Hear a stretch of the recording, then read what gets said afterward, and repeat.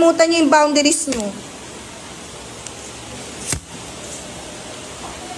Una sa lahat, hindi nyo kami binabayaran dito para magtau-tauhan at gawin yung robot at gawin yung katatawanan sa harapan. Pangalawa, hindi ako nag-board exam para lang hindi irespeto ng mga katulad yung wala pa namang nararating sa buhay. Ang kakapal ng mga mukha nyo.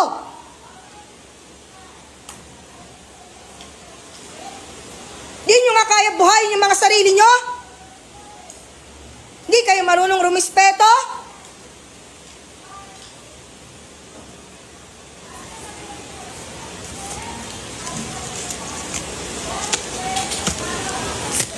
Mag-board exam din kayo para malaman nyo kung hanggang saan kayo. Baka hindi pa nga kayo pumasa eh. Sa ugali nyong ganyan. Di na nga kayo matalino eh. Sa mapa ng ugali. Wala kayong mararating. Ako na nagsasabi sa inyo. Wala kayong lugar sa mundo.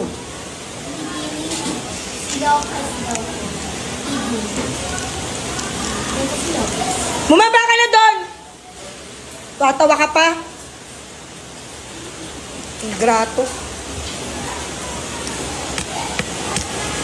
Galing squatter.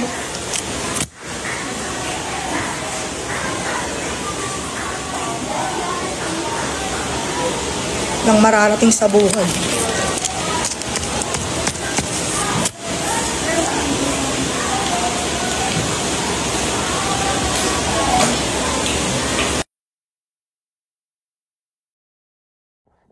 Yung nag-viral na teacher na nagalit sa mga estudyante, okay naman magalit. Kasi teacher din ako eh. Matagal din akong teacher. Teacher din ako sa ibang bansa. Naging teacher din ako dito. Pero ang prinsipyo ko kasi, pag may mali ang estudyante at halimbawa mababa ang grades nila, ang sinisisi ko, ang sarili ko, ibig sabihin hindi ako nakapagturo ng tama at hindi naunawaan ng mga estudyante yung tinuro ko.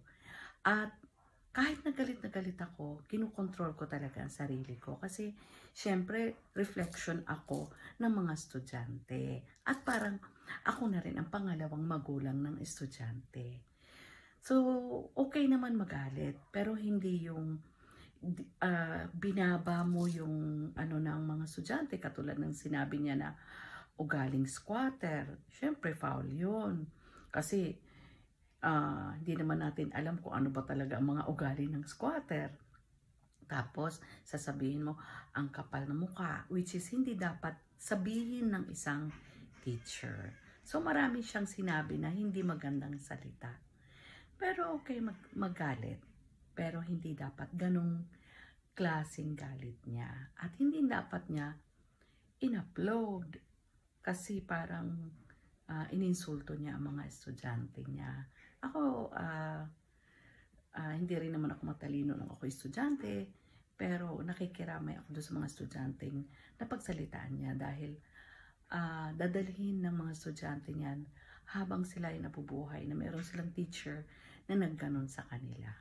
Sana sa mga teacher katulad natin ay pwede tayong magsalita, pwede tayong magalit, pero piliin natin ang mga salitang sasabihin natin sa ating mga estudyante.